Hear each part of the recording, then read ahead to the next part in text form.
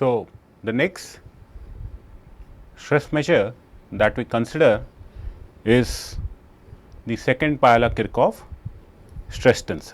Okay. So, we have seen that the definition of traction as a force per unit area leads to the definition of stress. Okay. Now, force is always defined in the current configuration.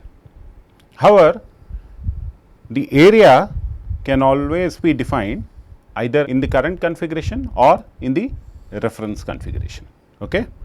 So, depending on which area we took, we have defined two different stress fields.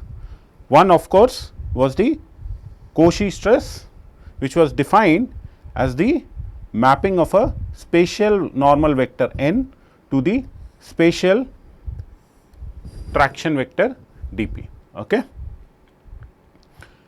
Again, if we took area in the reference configuration, we defined what was called the first Piola-Kirchhoff stress tensor, which maps a material vector n to the spatial traction vector dp. Okay. Now, it so happens that we can define a third measure of stress, which rests entirely in the reference configuration. See, Cauchy stress rests entirely in the spatial configuration, and the second Piola-Kirchhoff has a part in the spatial configuration, another part you can say is in the material configuration. So, there is a third stress measure that we can define, which rests entirely in the reference or the material configuration, and this third kind of stress measure is what we call as the second Piola-Kirchhoff stress tensor. So, now let us see how we come up with the mathematical expression of the second Piola-Kirchhoff stress tensor. Okay. So, we know the force traction relation. Okay. So, this force is given in terms of the first Piola-Kirchhoff stress tensor and the material area vector by equation 129. Okay. Now, if we pull back the vector dp to the reference configuration, and how we can do that? Okay. So, just like we can pull back the spatial vector dx to material vector d capital X by multiplying the spatial vector dx by F inverse. Similarly, we can get the pullback of the vector dp and get its counterpart in the reference configuration. So, d capital P, let us say, is the vector corresponding to the spatial vector dp in the material configuration, and this is given by dp equal to F inverse dp. Okay. I can now substitute equation 129 in for the expression of the spatial vector dp. Okay. So, what I will get? The material vector dp is F inverse P n dA. Okay. Now, n dA I can write as the material vector area vector d capital A, and then on the left hand side we have something in the material configuration. So, whatever is here, okay, so this is dA.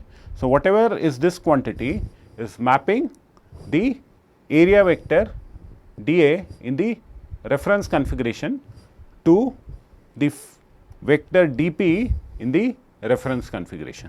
Therefore, we can write F inverse P, okay, as S, and S maps an area vector in the reference configuration to a vector dp in the reference configuration.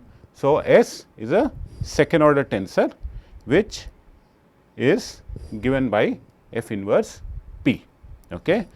In indicial notation, I can write S subscript capital Ij.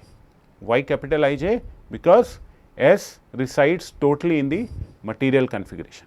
It is mapping something in the material configuration to something in the material configuration. Okay. So, area vector in the material configuration to vector dp in the material configuration. So, S would reside totally in the material configuration, and in indicial notation this is S I j is F inverse I P I j.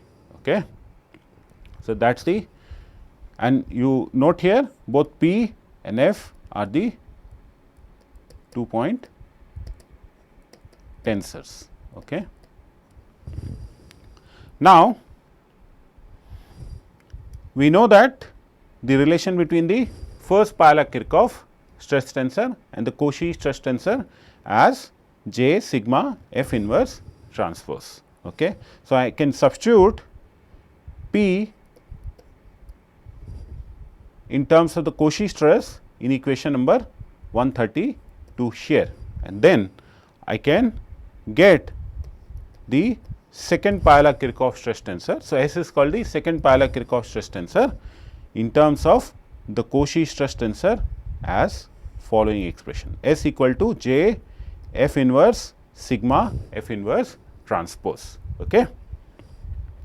So, in indicial notation I can write S I j is J F I inverse sigma I j F inverse J j. Okay. So, that is the indicial notation for equation 33. Okay. So, this tensor S is called the second Pavlov-Kirchhoff stress tensor. Okay.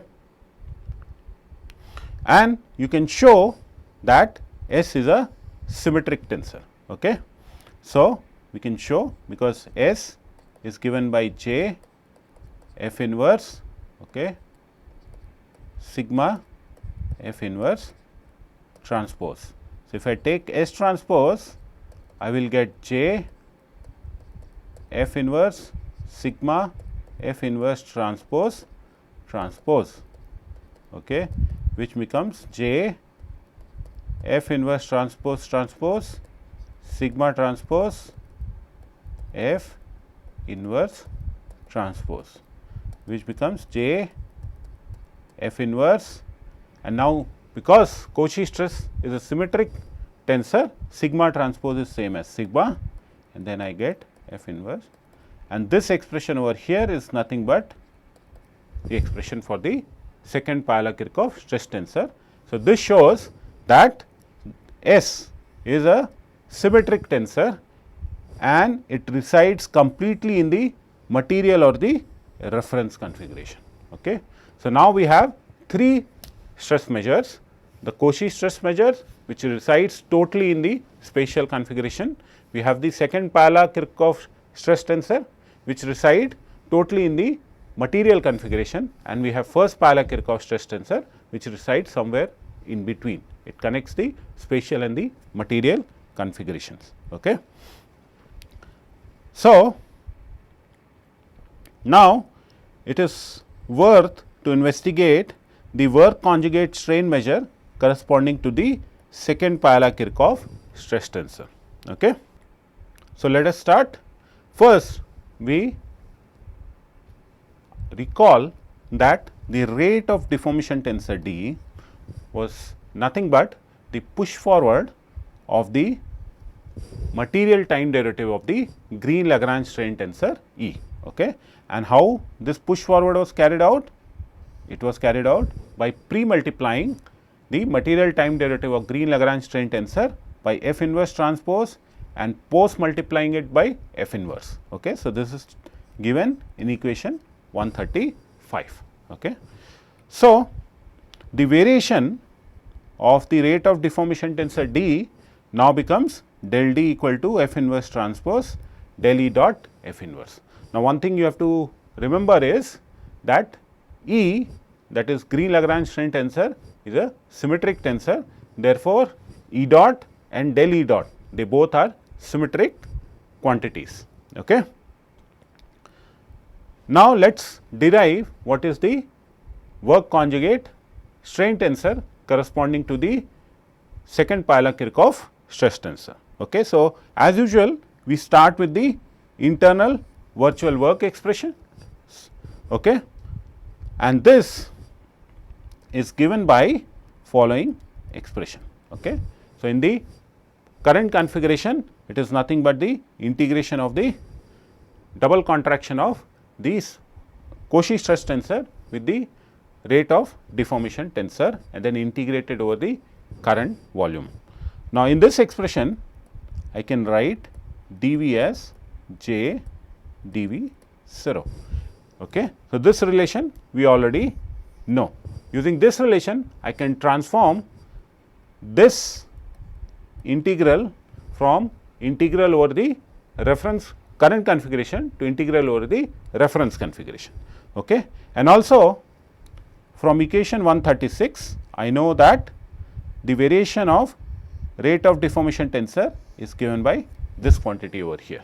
So, I substitute these two quantities in our integral and then finally I get J sigma double contraction with the quantity in the bracket integrated over the reference configuration. Okay. Now, we know that double contraction of two second order tensors can be written as trace of A B transpose. Okay. So, using this and realizing that A in our case is sigma and B is F inverse transpose del E dot F inverse. Okay. Then I can write, okay, so A is J sigma. So, this is A and this is B transpose. Okay. And now, I can open up this bracket of the transpose and I can get J sigma F inverse transpose del E dot transpose F inverse.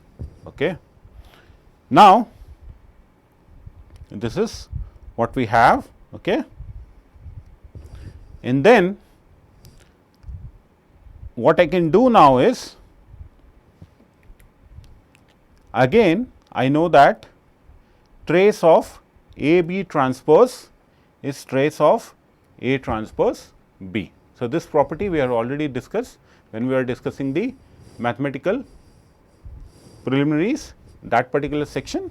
So, now this quantity in the bracket, if we look closely and I identify A as J sigma F inverse transpose and B transpose as del E dot transpose F inverse, then I can identify that my integrand is trace of A B transpose, that I can write as trace of A transpose B. So, doing that, so this is trace of A transpose. So, A transpose will be J F inverse, okay, sigma transpose, and now sigma is a symmetric tensor becomes sigma and B transpose was this. So, B will become F inverse transpose del E dot. Okay. So, that is what we have here. So, this is A transpose and this is B. Okay. And now, because trace of A transpose B is nothing but A contracted with B, I can write J F inverse sigma F inverse transpose contracted with. So, this is our A and this is our B. Okay. Now, I can identify this quantity as nothing but my expression for the second Piola-Kirchhoff stress tensor. Okay. So, I can write the integral over reference volume of the double contraction of the second Piola-Kirchhoff stress tensor with the rate of Green-Lagrange strain tensor. So, from this I can identify, I can say that the second Piola-Kirchhoff stress tensor is work conjugate with the rate of Green-Lagrange strain tensor in the reference configuration, okay, because this is same as B sigma del D dV. Okay. So, Cauchy stress was work conjugate with the rate of deformation tensor in the current configuration, and the second Piola-Kirchhoff stress tensor is work conjugate with the rate of Green-Lagrange strain tensor in the reference configuration. Okay. So, as a trivial exercise, we can write the spatial virtual work expression completely as a material virtual work expression, which means all the quantities are in the material configuration and the integration is also carried out in the material configuration. So, my virtual work expression becomes the internal virtual work written in the material configuration is equal to the external virtual work written in the material configuration. Okay. So, now I can define what is called the Piola transformation, okay, which is nothing but the pull back and push forward operations which are carried out on the Piola-Kirchhoff stress tensor, and this is called the Piola transformation. So, first I look into the push forward and I know this relation. The Kirchhoff stress tensor is nothing but Fs F transpose. Okay.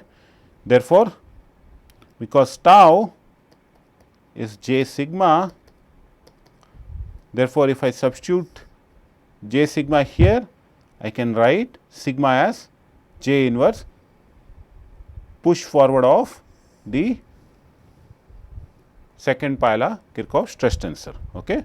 So, the Kirchhoff stress tensor is nothing but the push forward of the second Piola-Kirchhoff stress tensor.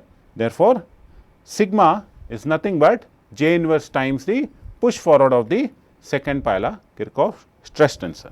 And now I can invert this relation. I can simply invert this relation over here and get the pullback operation. So, the second Piola-Kirchhoff stress tensor is nothing but the pullback of the Kirchhoff stress tensor, okay, and this is carried out in this manner. Therefore, the second Piola-Kirchhoff stress tensor is the J times the pullback of the Cauchy stress tensor, because I can substitute sigma here and then this is nothing but the pullback of the Cauchy stress tensor. Okay. So, these two transformations are called the Piola transformation, okay, and they will be visited again when we are discussing the objective stress rates, which will come in the later slides. Okay. Now, let us look into the interpretation of second Piola-Kirchhoff stress tensor. Okay. So, we have provided an interpretation for the Cauchy stress, which can be considered like a true stress, while the first Piola-Kirchhoff stress tensor can be considered as the engineering stress or the nominal stress. Okay.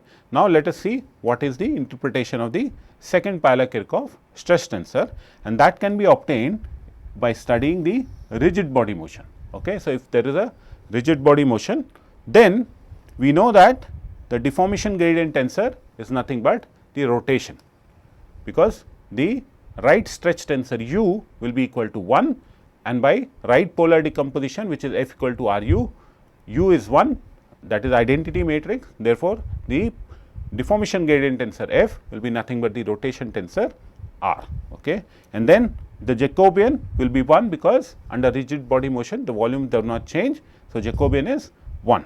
Okay. In that case, the second Piola-Kirchhoff stress tensor can be obtained as, so this is S equal to J F inverse sigma F inverse transpose, and now because F is R, therefore, and J is equal to 1, I can get R inverse sigma R inverse transpose, and now I know that R transpose is identity. I know that R is an orthogonal tensor. So, R transpose is identity. So, I can write R inverse as R transpose. therefore, R inverse transpose will be equal to R. Okay. So, I can substitute this here and I can substitute this here, and then I can show that the second Piola-Kirchhoff stress tensor is R transpose sigma R. Okay. And now, if I compare this relation, I compare this relation with the following relation, sigma dash is Q transpose sigma Q. So, this is the relation for the component of the Cauchy stress, how they transform when the coordinate system itself is rotated. So, this is the relation, and then I can see that the components of the second Piola-Kirchhoff stress tensor coincide with the components of the Cauchy stress expressed in the local set of orthogonal axes that results from rotating the global coordinate directions according to R. Okay. So, if I do that, in that case my Q is R transpose. If I just rotate, then I get the similar expression. Okay. Now, another point to look into is to inquire whether the second Piola-Kirchhoff stress tensor is an objective quantity. Objective means under the superimposed rigid body rotation, how does its component transform, and because it is a second order tensor, and that as an exercise you can do to show that indeed S is a second order tensor. We want to see whether the components of S or the S itself transforms according to the relation for an objective second order tensor. Okay. So, under the action of superimposed rigid body rotations Q on the current configuration, the transformation of the deformation gradient, okay, tensor, the deformation mapping, the Jacobian and the Cauchy stress. Okay. So, this we had already discussed, and they are given by psi tilde is Q psi, F tilde is Q F, J is J tilde because it is a scalar quantity. So, it does not change, and sigma tilde is Q sigma Q transpose. Okay. In that case, the second Piola-Kirchhoff stress tensor in the rotated configuration can be written as S tilde is J tilde F tilde inverse sigma tilde F tilde inverse transpose.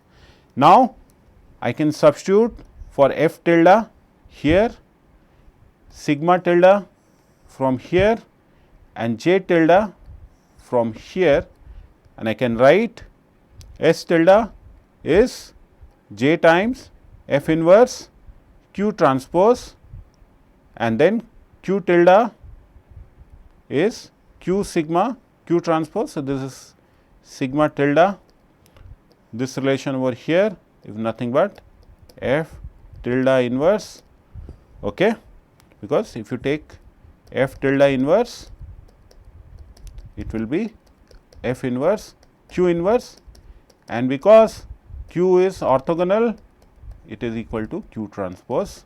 So, that is what we get here, and then F inverse transpose. So, if I take F inverse transpose here, F tilde inverse transpose, it will be equal to Q transpose transpose, which is Q, and F inverse transpose. So, that is what I get here. So, this is nothing but F tilde inverse transpose. And now, I notice that Q transpose Q is identity. So, in this relation over here, okay, let me wrap all this. Okay. So, in this relation over here, Q transpose Q, this is identity, and also this Q transpose Q will be identity. Therefore, what I get is J F inverse sigma F inverse transpose, which is nothing but the expression for the second Piola-Kirchhoff stress tensor. So, what we see here, that the second Piola-Kirchhoff stress tensor has no effect when a superimposed rigid body rotations are applied. Okay. So, this shows that F S indeed is an objective tensor. Okay. Now, coming to the decomposition of stresses. Okay. So, in many applications, for example, in plasticity and in biomechanics, okay, and also in incompressible hyperelasticity, which unfortunately we are not doing in this course because of the time constraint, but if you apply the concepts of this course for incompressible hyperelasticity, there you will have to deal with decomposition of stress. So, we are just discussing how the stresses can be decomposed, and not only in incompressible hyperelasticity, there are many applications like plasticity, biomechanics, where you are required to decompose the Cauchy stress tensor into what is called a hydrostatic part, okay, and a divertoric part sigma dash. Okay. So, sigma, the Cauchy stress, can be decomposed as divertoric part sigma dash plus a hydrostatic part, which is P times identity tensor I, where P is the pressure, and then P is defined as 1 by 3 trace of the Cauchy stress tensor. Okay. So, it is also trace of sigma can be written as sigma contracted with the second order identity tensor I. Okay. So, this is 1 by 3 sigma double contracted with I. Therefore, the divertoric part of the stress can be obtained as sigma minus the hydrostatic part. Okay. And also you can show that the trace of the divertoric part is equal to 0. So, if you take trace on both the sides, you get trace of sigma minus P trace of I, and then trace of I. Okay. So, trace of sigma, and P is nothing but defined as 1 by 3 trace of sigma, and trace of I is nothing but 3. So, 3 cancels out and you have trace of sigma minus trace of sigma, which is equal to 0. So, the trace of the divertoric part of the Cauchy stress tensor will be equal to 0. Okay. Similarly, we can decompose the other two stress measures, that is the first Palla-Kirchhoff stress tensor and the second Palla-Kirchhoff stress tensor. So, we know that the first Palla-Kirchhoff stress tensor is written as J sigma F inverse transpose, as we have seen here. Now, I can substitute sigma given by equation 142, and then I can write P as J sigma dash plus P I F inverse transpose.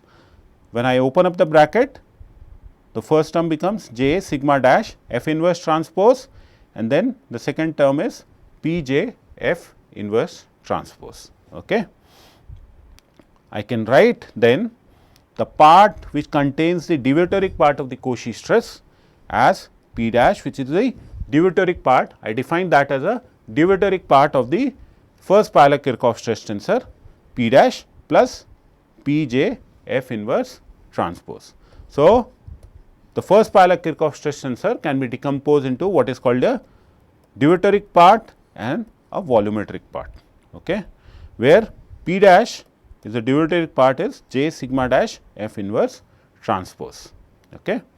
Similarly, for the second Palla-Kirchhoff stress tensor, I can start from the definition of the second Palla-Kirchhoff stress tensor, which is given by J F inverse sigma F inverse transpose.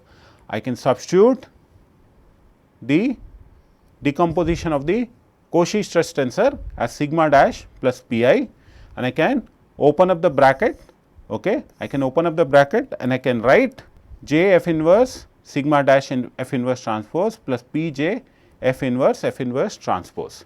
Now, I know that the right Cauchy Green tensor is F transpose F, or C inverse is F inverse transpose, and if I see here, this is F inverse transpose, which is nothing but C inverse.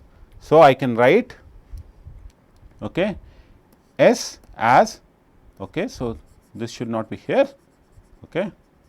So, S as the deuteric part plus a volumetric part, okay, where S dash is nothing but J F inverse sigma dash F inverse transpose, and this is called the deuteric part of the second Euler-Kirchhoff stress tensor.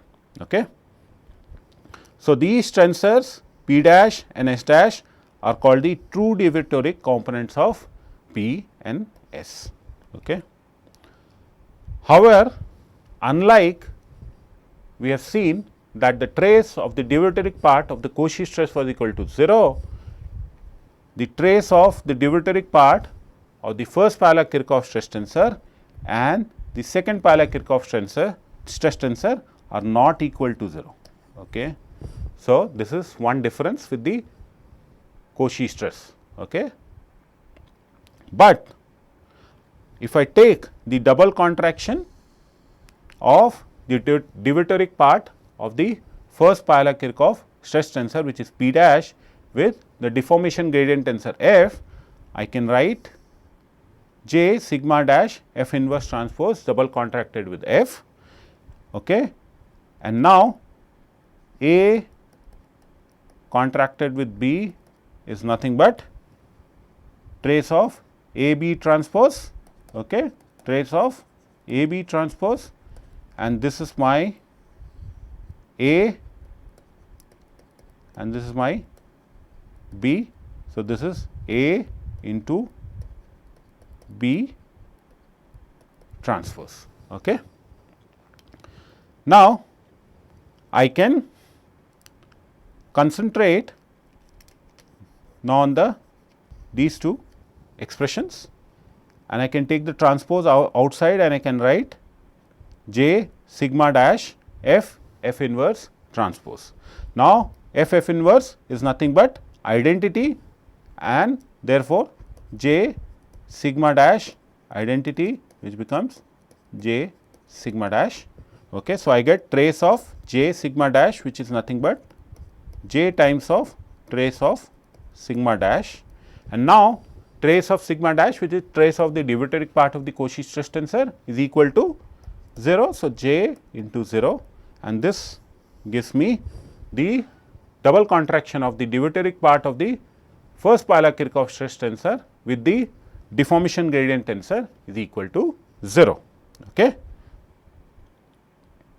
Similarly, I can take the double contraction of the deuteric part of the second Euler-Kirchhoff stress tensor with the right Cauchy gradient tensor C. Okay.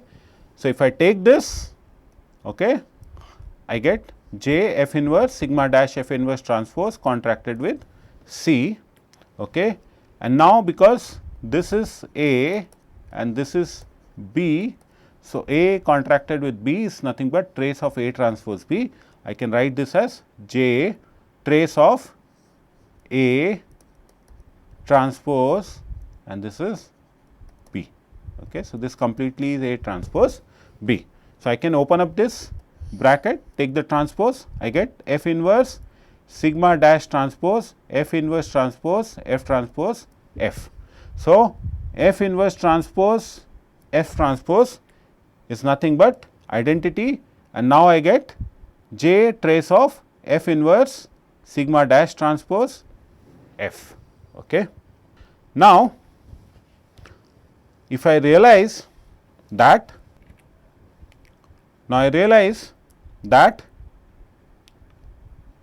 A transpose B is same as trace of A B transpose, where A for me now is F inverse sigma dash transpose and B here for me is F. So, A transpose, so A transpose for me here is F inverse sigma dash transpose and B is F. Therefore, A transpose B is trace of A B. So, I can write trace of A becomes sigma dash F inverse transpose and B transpose becomes F transpose.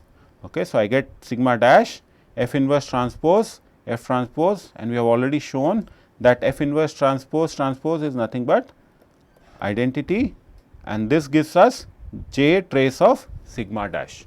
Okay.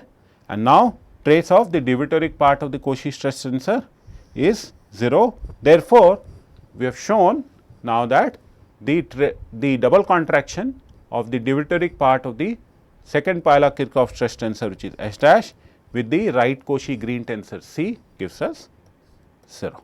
Okay. So, they are, you can say they are orthogonal to each other. Okay. So, the next we have to discuss is the objective stress